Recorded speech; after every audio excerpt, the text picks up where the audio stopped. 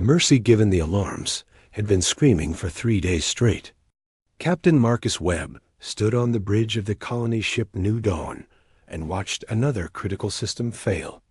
The red lights painted everything in shades of blood and desperation. Behind him, his crew worked with the frantic energy of people who knew they were dying, but refused to accept it quietly. Life support down to 40%, his first officer reported. Lieutenant Sarah Chun looked like she hadn't slept in days.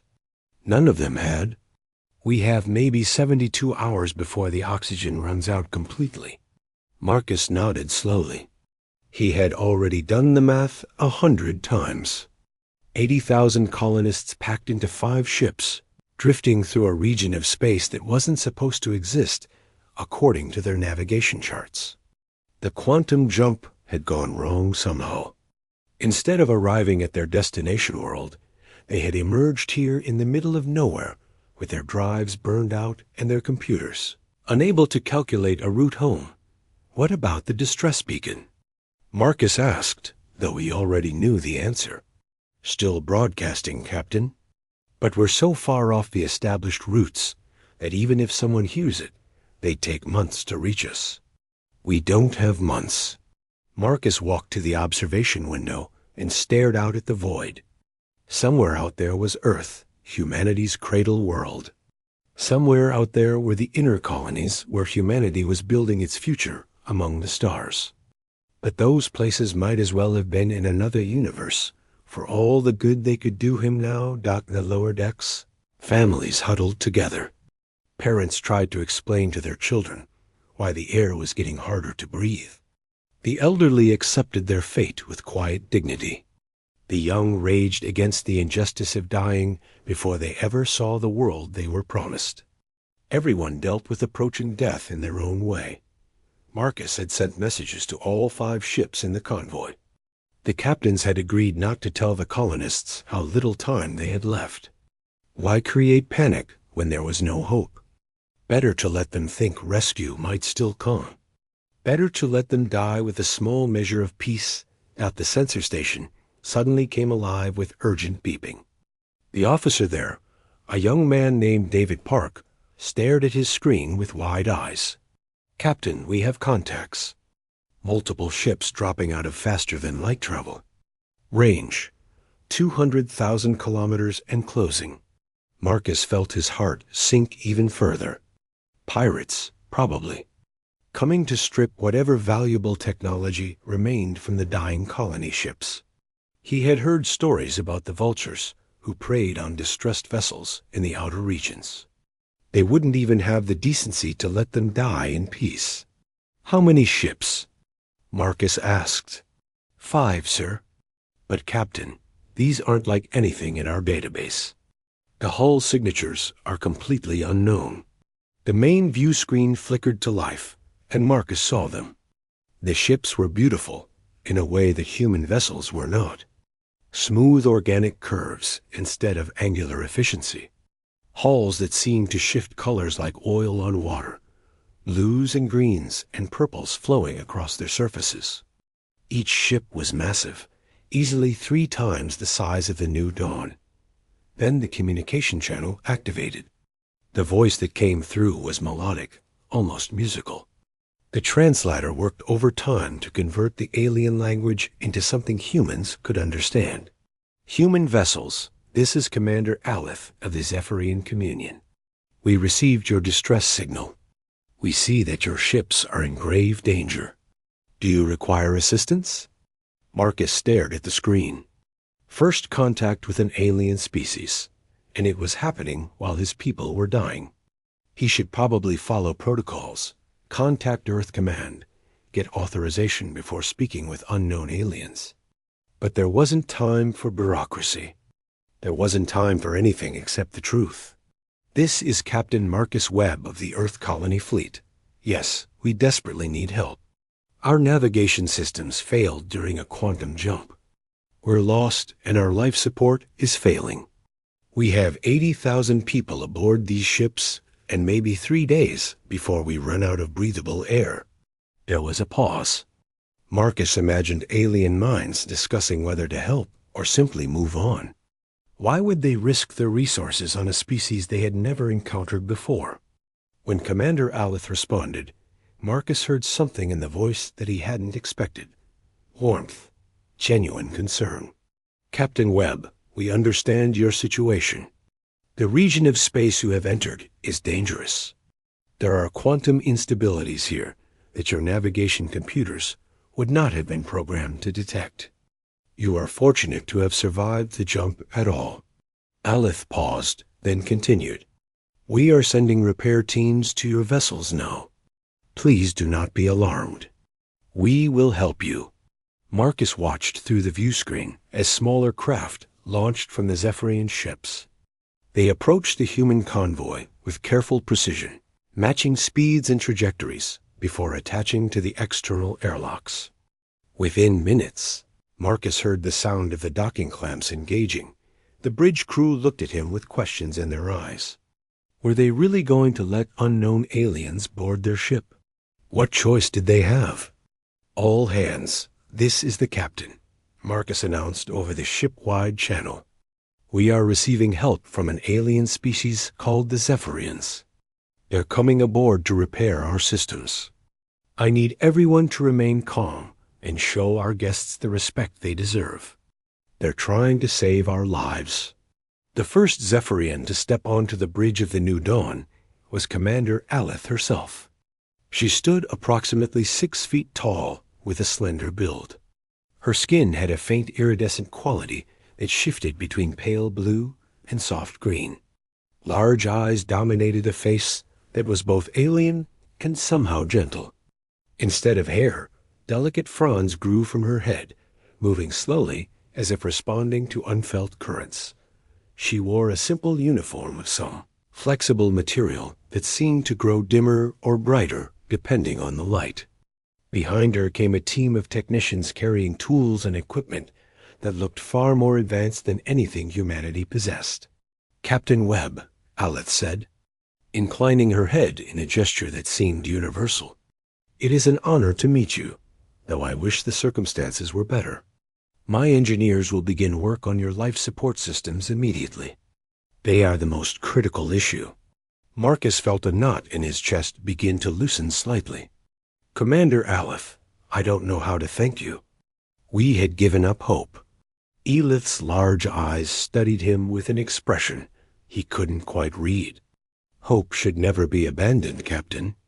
In this vast universe, we are all travelers trying to find our way. Those who can help must help. This is the foundation of the Zephyrian Communion's philosophy. Over the next 5 days, the Zephyrians worked tirelessly. Their engineers moved through the colony ships with purpose and skill, repairing systems that the humans had thought were beyond saving. They didn't just patch the failures.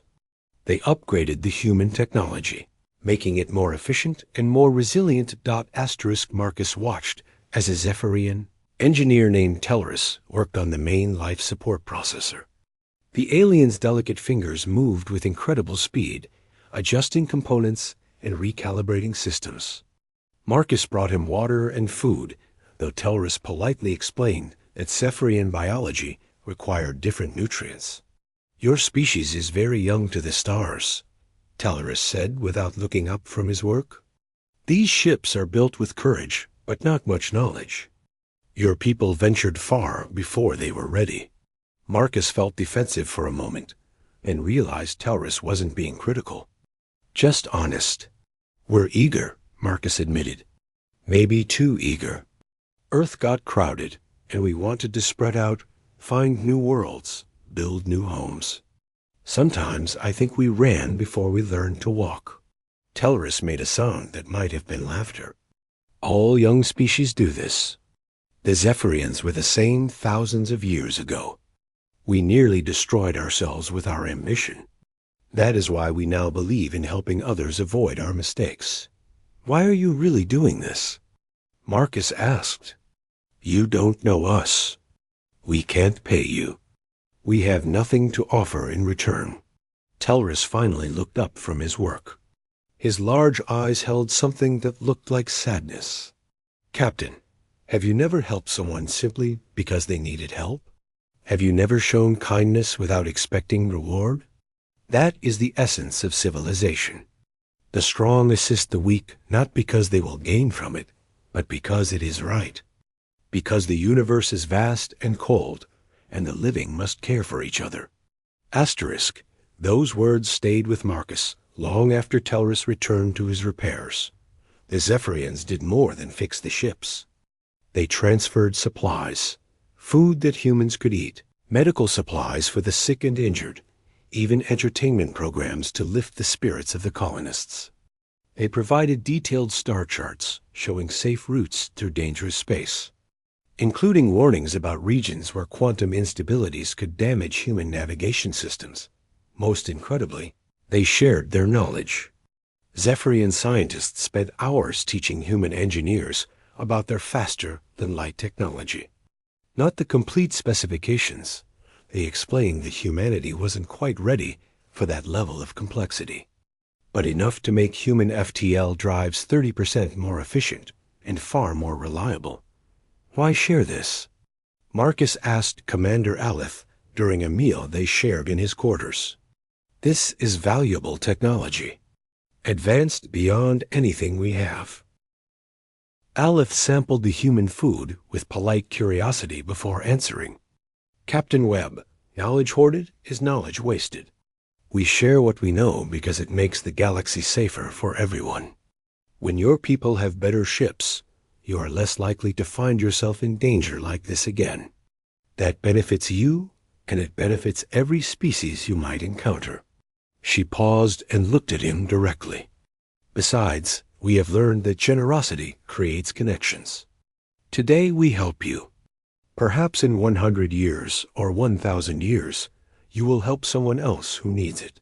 That is how civilization spreads across the stars. Not through conquest or trade agreements, but through simple acts of kindness that ripple forward through time. On the 7th day, the repairs were complete. The colony ships had full life support, working navigation systems, and enough supplies to reach their destination world with reserves to spare. The Zephyrians prepared to depart. Marcus stood in the main airlock as Commander Aleph prepared to return to her ship. Behind him, crowds of colonists had gathered to see the aliens who had saved them. Children waved. Adults wept openly. Everyone wanted to somehow express their gratitude. Commander Aleph, Marcus said, his voice thick with emotion. I don't have words sufficient to thank you. You saved 80,000 lives, people who would have died gasping in the dark. You asked for nothing and gave us everything. Aleph placed a gentle hand on his shoulder. The touch was warm and somehow reassuring. Captain Webb, we did what any decent civilization would do. We saw people in need and we helped. That is all. Marcus straightened to attention. Behind him, every human did the same. The gesture was instinctive, a showing of respect to someone who had earned it beyond measure. Commander, I swear to you on behalf of all humanity, we will never forget what you did here. We will remember the Zephyrians as the people who showed us mercy when we had nothing to offer. And if you ever need help, any help at all, humanity will come. No matter the distance, no matter the cost, we will come. Elith's expression softened into something that might have been a smile. I believe you will, Captain. I see it in your eyes and in the eyes of your people. Humans have something special, a fire that burns bright even in the darkest times. Remember us kindly, and that is payment enough. The Zephyrian team departed.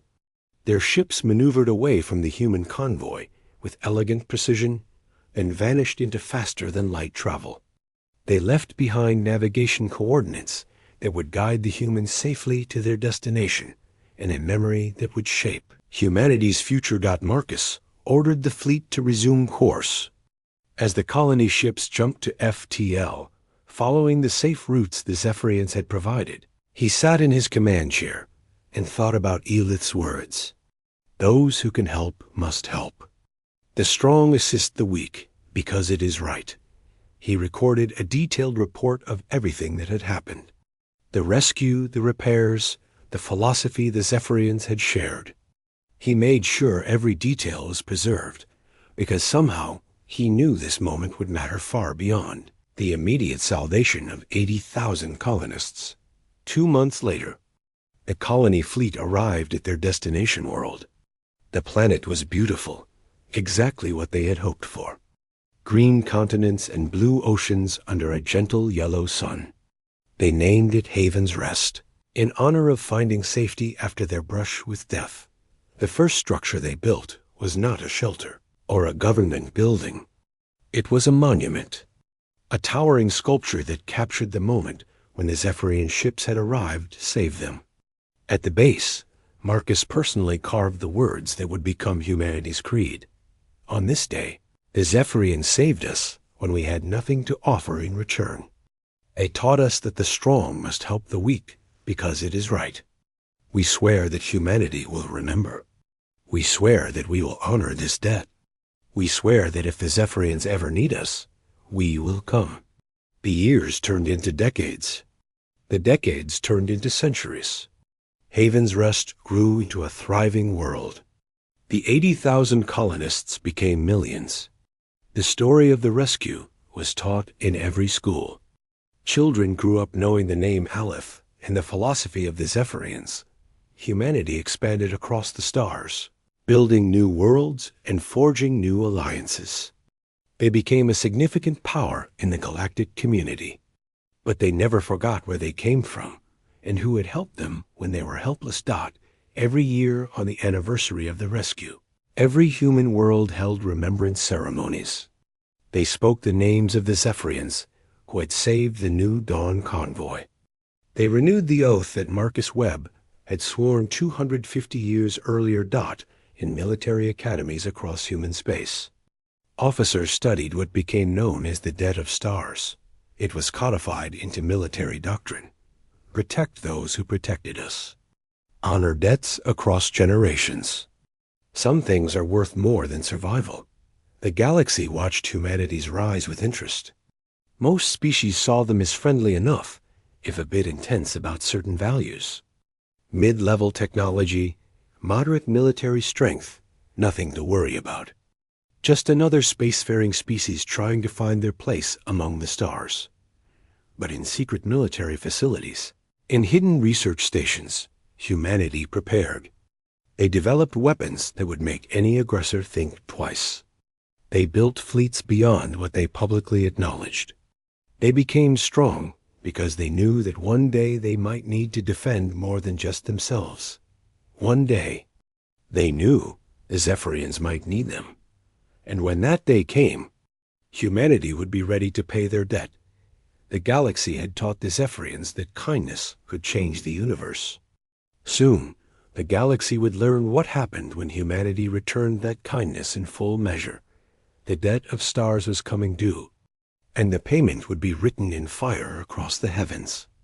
Asterisk. The darkness comes the emergency broadcast reached every corner of civilized space simultaneously. Admiral Sarah Chun stood in the command center of the United Human Defense Fleet headquarters and watched the holographic display with growing horror. Her grandmother had been a child aboard the New Dawn, one of the 80,000 souls saved by the Zephyrians 250 years ago. Sarah had grown up hearing the stories, celebrating the annual remembrance, learning the oath that every human knew by heart. Now, watching the Galactic Coalition's emergency session, she felt that old debt become suddenly, terribly relevant. The holographic display showed representatives from 156 species, gathered in the Grand Chamber on Unity Station. The Coalition speaker, a towering crystalline being from the Luminar Concord, addressed the assembly with a voice that resonated like struck glass. Members of the Galactic Coalition, we face an unprecedented threat. The entity known as the Void Legion has emerged from dark space. In 4 months, they have consumed 8 civilizations completely. Billions of lives extinguished. Hundreds of worlds stripped of all biological and technological resources. The display shifted to show images that made Sarah's stomach turn. Planets reduced to lifeless rocks. Space stations torn apart and harvested for raw materials. Ships floating dead in the void, their crews consumed by something that treated sentient life as nothing more than fuel. The void Legion wasn't a species in any traditional sense. They were a cybernetic hive intelligence, machines that had long ago consumed their organic creators and evolved into something far worse. They didn't want territory, or peace, or understanding. They wanted only to expand, to consume, to convert everything they touched into more of themselves. 3 days ago, the speaker continued, we received a communication from the Void Legion. They have issued an ultimatum. The holographic display showed a message written in cold, precise mathematical language that the translators converted into words no one wanted to. Here, surrender the Zephyrian star systems to the Void. Legion within 30 standard days or face total war. Across the entire coalition, the Zephyrians possess vast deposits of Lumina crystals, a resource essential to the Legion's expansion. Compliance will result in the Legion's withdrawal from coalition space. Resistance will result in the systematic destruction of all coalition worlds. Sarah felt her blood turn to ice. The Zephyrians, the people who had saved humanity when they had no reason to. The people who had taught the galaxy what compassion looked like. And now the coalition was being asked to hand them over to be consumed by machines. The vote was called immediately. Sarah watched species after species cast their decision. The mathematics were brutal and simple. The Zephyrian communion consisted of 12 worlds with a combined population of 4 billion. The Galactic Coalition represented thousands of worlds and trillions of lives. From a purely numerical standpoint, the choice was obvious. The final tally appeared on the display. Sarah read it 3 times, hoping she had misunderstood. 129 species voted to surrender the Zephyrian systems to the Void Legion. 16 species voted to defend the ZEPHAR IANS.11 species abstained. Asterisk. Humanity voted to defend. They were almost alone in that conviction. The luminous speaker's voice carried no emotion as it announced the decision. The Galactic Coalition has voted to accept the Void Legion's terms. The Zephyrian communion will be notified that they have 30 days to evacuate their worlds.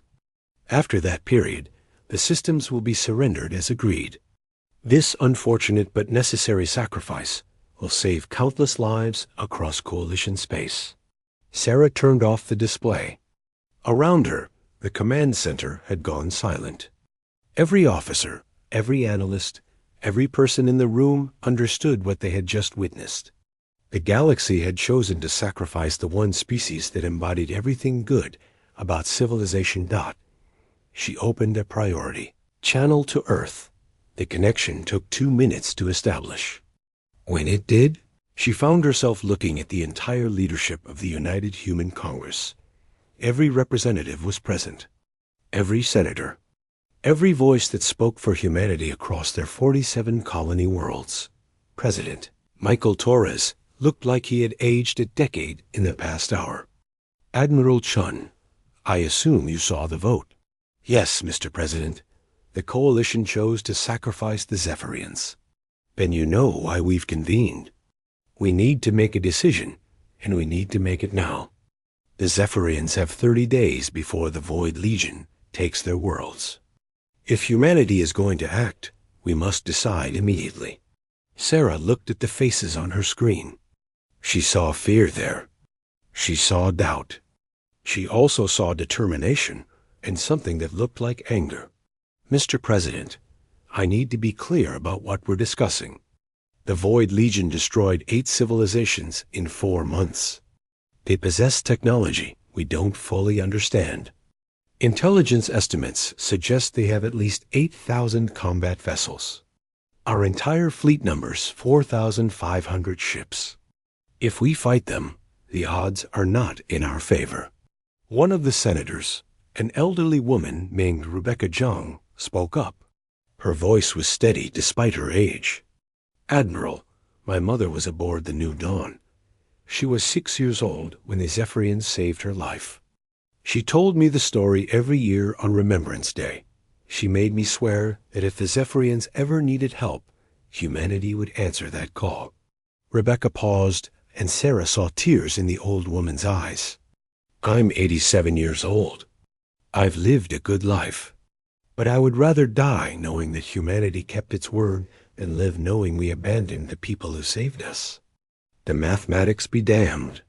President Torres looked around the virtual chamber. "We need a vote.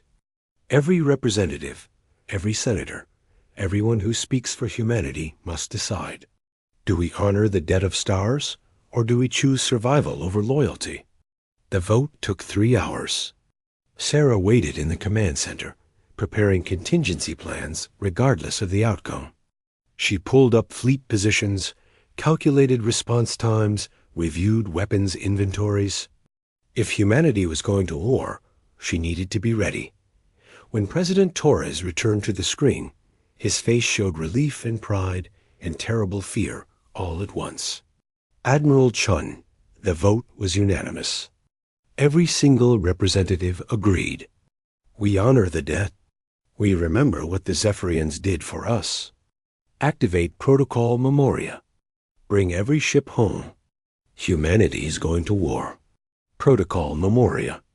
The secret contingency plan that humanity had maintained for 250 years. The plan they hoped they would never need to use." Sarah felt her heart pound as she entered the authorization codes. "Mr. President, Protocol Memoria means withdrawing from all Galactic Coalition treaties.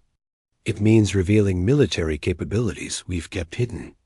It means showing the galaxy what we've really been building for the past 2 centuries. I understand, Admiral.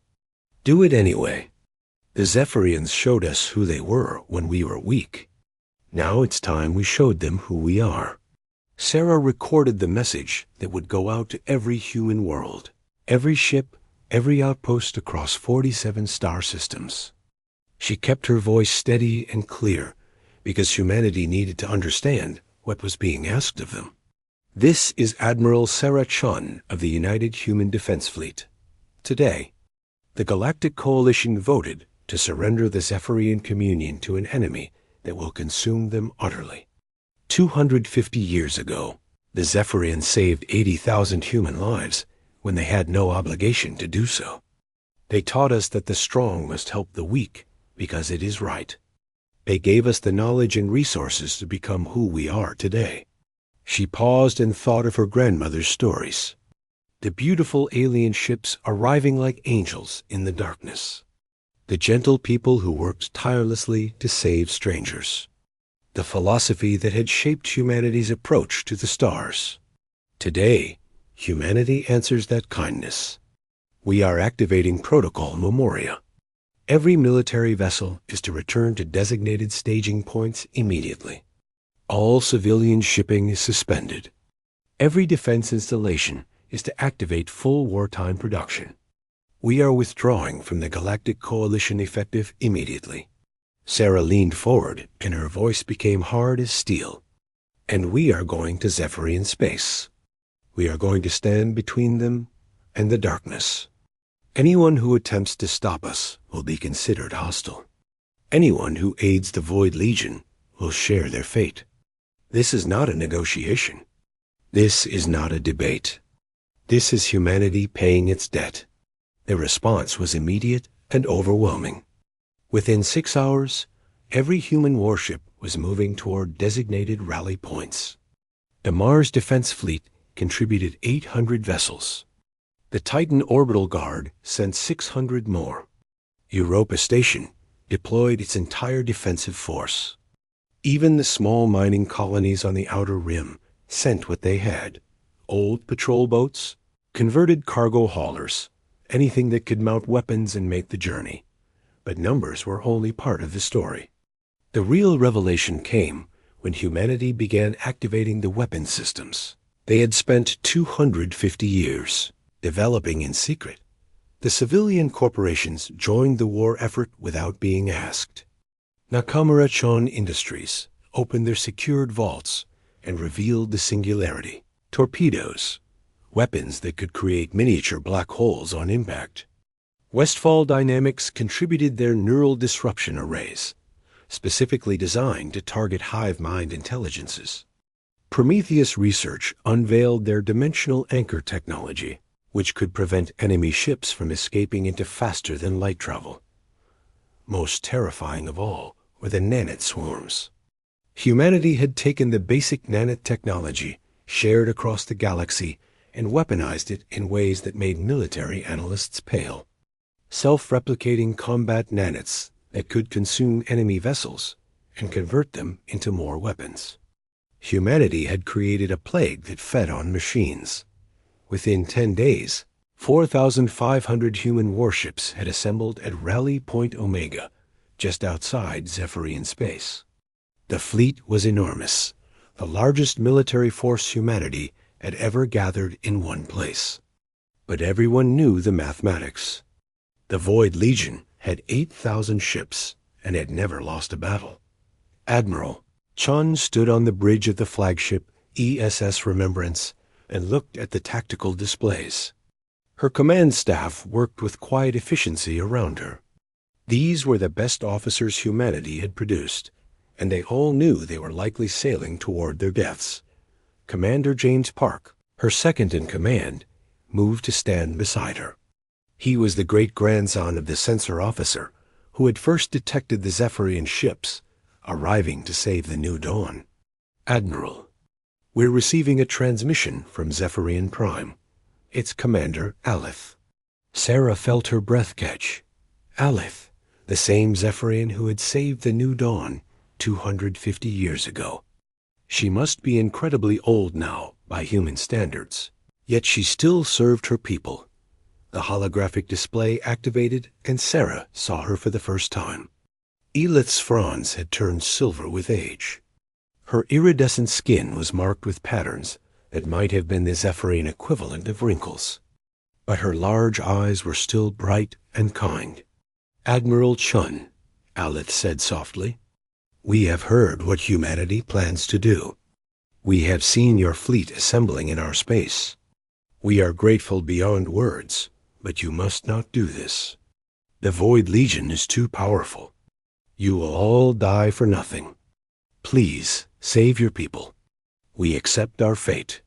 Sarah smiled, and it was a sad, fierce expression. Commander Alith, 250 years ago, you saved my grandmother's life. You saved 80,000 humans who are dying in the dark. Do you remember what Captain Webb said to you? Alith nodded slowly. He swore that humanity would never forget, that if we ever needed help, you would come no matter the cost. Then you understand why we're here. You taught us that the strong must help the weak, because it is right.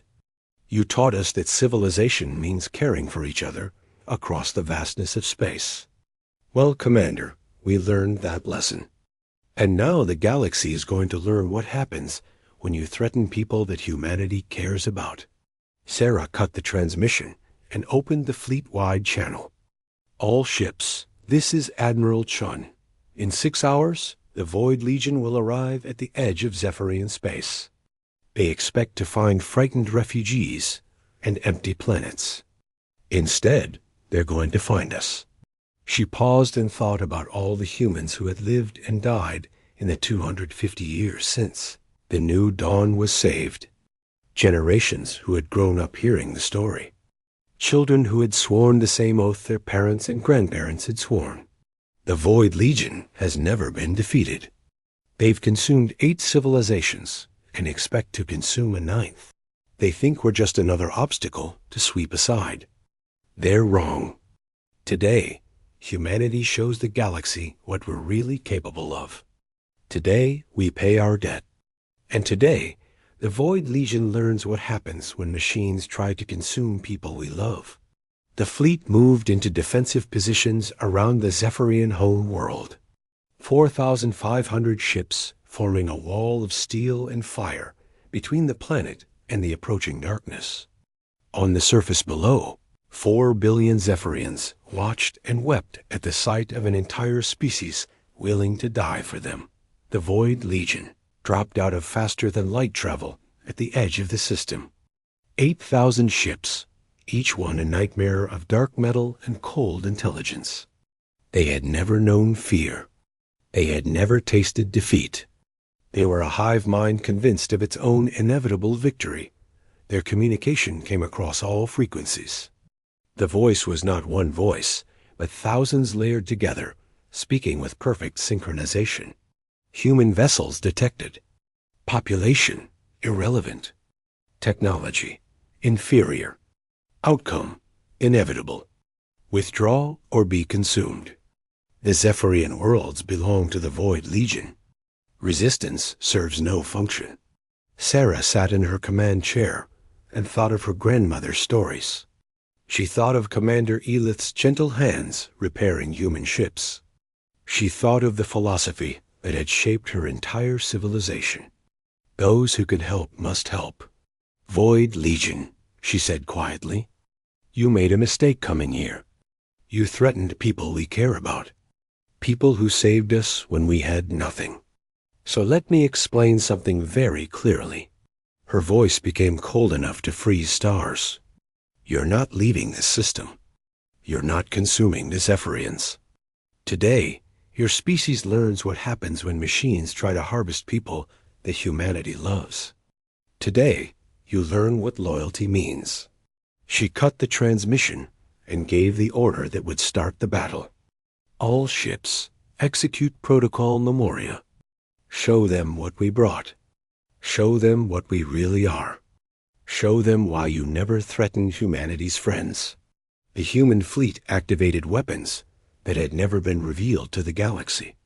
The space around Zephyrian Prime lit up with power signatures that shouldn't have been possible. And the Void Legion, charging forward with the confidence of predators who had never known fear, suddenly encountered something they couldn't process. They encountered humanity. Remembering that the battle for Zephyrian Prime had begun, and the galaxy would never be the same. Asterisk.